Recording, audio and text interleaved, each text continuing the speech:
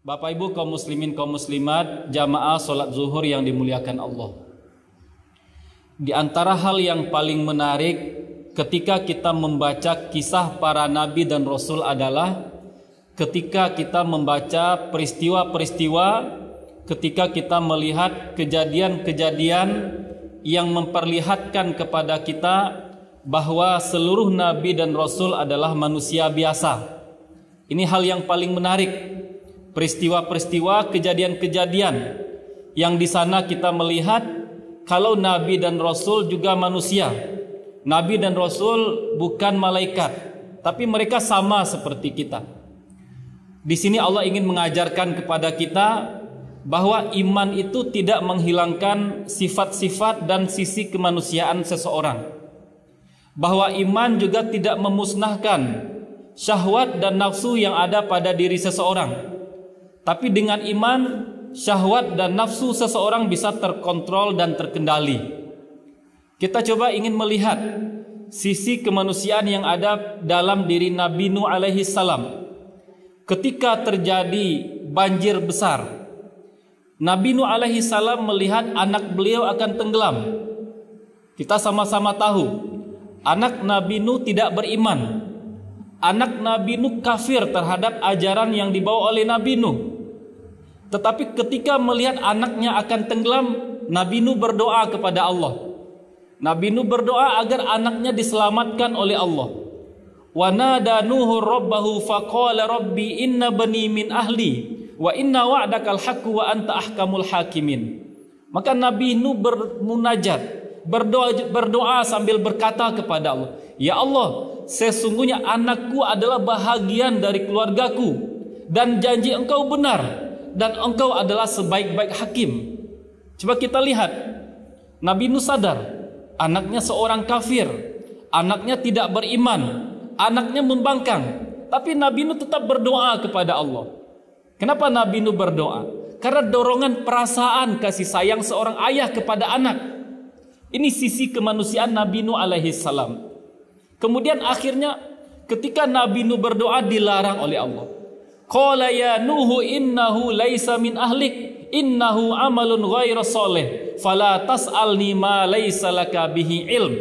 Wahai Nuh, kata Allah, sesungguhnya anakmu tidak termasuk di antara keluarga engkau yang akan diselamatkan karena dia melakukan amal yang tidak baik. Jangan engkau minta kepadaku, kata Allah kepada Nabi Nuh, sesuatu yang engkau tidak tahu hakikat sebenarnya. Maka ketika Allah melarang Nabi Nuh untuk berdoa, Nabi Nuh langsung sadar. Nabi Nuh pun tidak melanjutkan doa untuk keselamatan anaknya. Ini menunjukkan kepada kita sisi kemanusiaan seorang nabi. Dia masih berharap agar anaknya diselamatkan oleh Allah, agar anaknya tidak tenggelam, agar anaknya tidak wafat karena banjir. Kita lihat sisi kemanusiaan lain dari seorang Nabi Musa alaihi salam. Ketika Nabi Musa Allah perintahkan untuk bertemu dengan Fir'aun, dan Fir'aun hadirkan berbagai macam tipe tukang sihir dari penjuru Mesir, maka bertemulah Nabi Musa dengan para tukang sihir. Dikisahkan oleh Allah dalam surat Toha, tukang sihir itu melemparkan tongkat mereka, melemparkan tali temali yang mereka miliki, maka berubahlah tongkat mereka, berubah tali temali mereka menjadi seperti ular. Kata Allah dalam surat Toha, fa idza hibaluhum wa isihum yukhayyalu ilaihi min sihrihim annaha tas'a. Dibayangkan kepada Nabi Musa seakan-akan tali temali, seakan-akan tongkat-tongkat para tukang sihir itu berjalan cepat seperti ular. Fa aujasa fi nafsihi khifatam Musa. Maka Musa pun merasa ada perasaan takut di dalam dirinya. Coba kita lihat, Nabi Musa punya perasaan takut di dalam dirinya. Takut melihat ular-ular yang seakan-akan berjalan kepada beliau.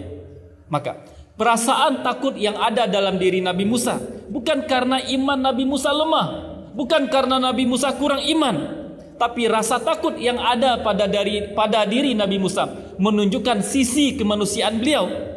Seorang nabi juga manusia, dia takut kepada ular seperti manusia biasa yang takut digigit ular.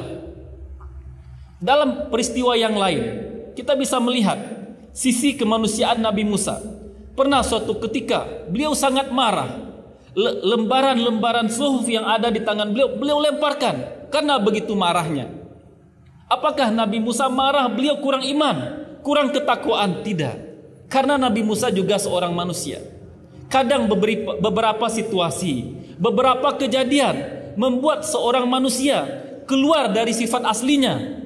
Yang awalnya dia tidak marah, tapi karena beberapa situasi dia marah. Yang awalnya dia tidak pernah sedih, tapi karena sebagai seorang manusia ada beberapa kejadian yang membuat dia sedih. Begitu juga dengan Nabi sallallahu alaihi wasallam. Bahkan Nabi sallallahu alaihi wasallam tidak pernah malu-malu mengatakan, kalau saya, kata Nabi, adalah manusia biasa. Dan yang menjadi catatan kita, sifat kemanusiaan yang ada pada diri Nabi dan Rasul bukan kelemahan, bukan kekurangan.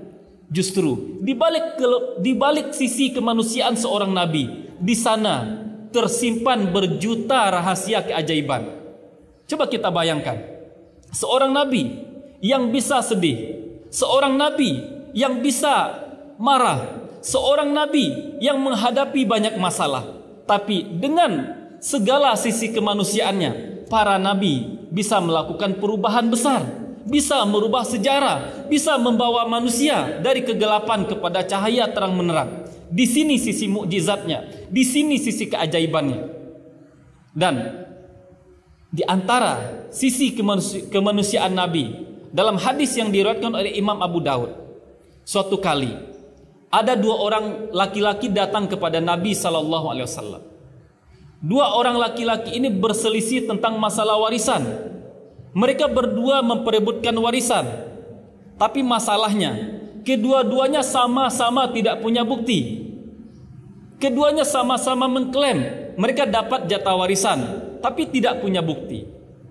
Kemudian Nabi berkata kepada dua orang laki-laki ini, sesungguhnya saya adalah manusia yang sama seperti kalian, dan kalian datang kepada saya mengadukan perselisihan yang terjadi di antara kalian. Kata Nabi, bisa jadi di antara kalian berdua salah satunya lebih fasih berbicara, lebih pandai mengungkapkan dalil daripada yang lain. Kemudian saya putuskan untuk yang pandai berbicara, kata Nabi. Kemudian kata Nabi, bagi siapa yang saya putuskan untuknya, bagi siapa yang saya berikan untuknya keputusan dengan cara mengambil hak saudaranya, jangan dia ambil, kata Nabi. Saya putuskan untuk dia karena dia pandai berbicara, jangan pernah dia ambil hak saudaranya. Karena siapa yang melakukan seperti itu, sama halnya dia dengan mengambil potongan dari api neraka. Bapak Ibu kaum muslimin, kaum muslimat yang dimuliakan Allah, menarik apa yang disampaikan oleh Nabi dalam hadis ini. Seseorang yang diputuskan oleh hakim, dia menang di pengadilan, padahal sejatinya bukan dia yang pemilik sebenarnya, bukan hak dia, tapi dia ambil hal tersebut. Itu sama halnya dia mengambil satu potong dari potongan api neraka. Artinya, keputusan seorang hakim tidak bisa merubah sesuatu yang haram menjadi halal. Keputusan seorang hakim setelah mendengarkan berbagai macam dari orang yang mengadu tidak merubah seorang yang tidak berhak menjadi orang yang berhak. Maka sama halnya dia sedang mengambil sebuah potongan dari api neraka.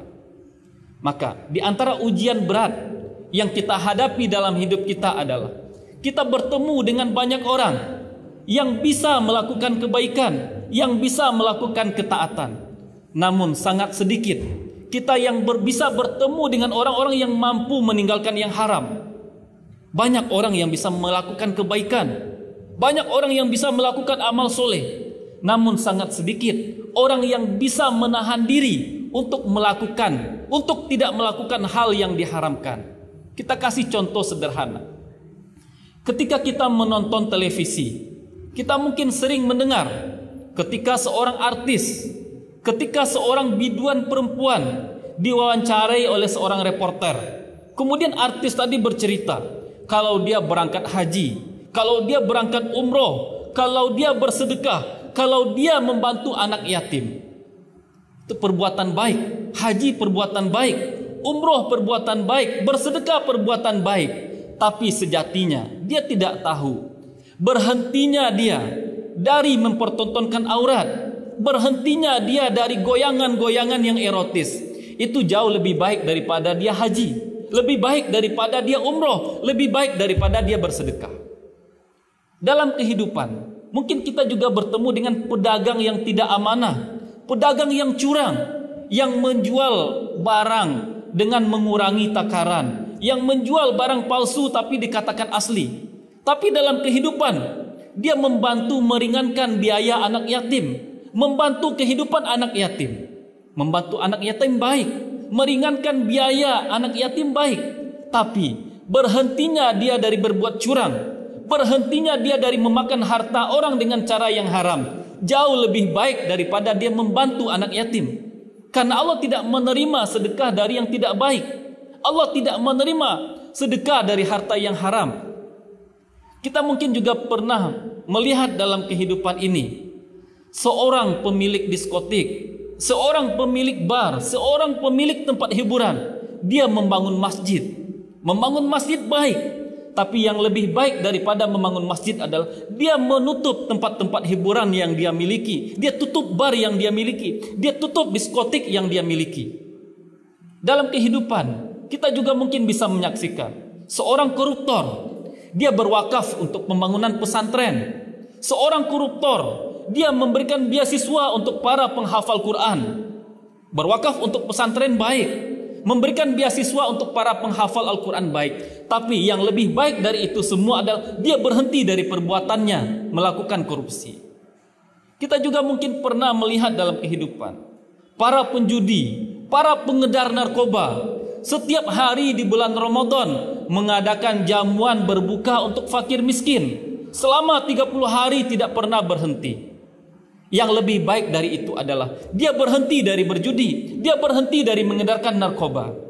Maka sebagai kesimpulan, bahwa keimanan kita, bukti benarnya iman kita sesungguhnya bukan terletak pada kebaikan-kebaikan yang kita lakukan. Meskipun kebaikan itu baik, ketaatan itu baik, tapi bukti benarnya iman seseorang terletak pada sejauh mana dia bisa meninggalkan yang haram. Dahulu salah seorang ulama salaf, Malik bin Dinar, pernah mengatakan, meninggalkan 1 dirham yang haram jauh lebih baik dari bersedekah dengan 1000 dirham. 1 dirham yang haram kita tinggalkan, nilainya lebih tinggi, nilainya lebih mulia daripada kita bersedekah dengan 1000 dirham. Barangkali ini yang bisa kita sampaikan, mudah-mudahan bermanfaat bagi kita bersama. Terlebih dan terkurang mohon maaf. Wassalamualaikum warahmatullahi wabarakatuh.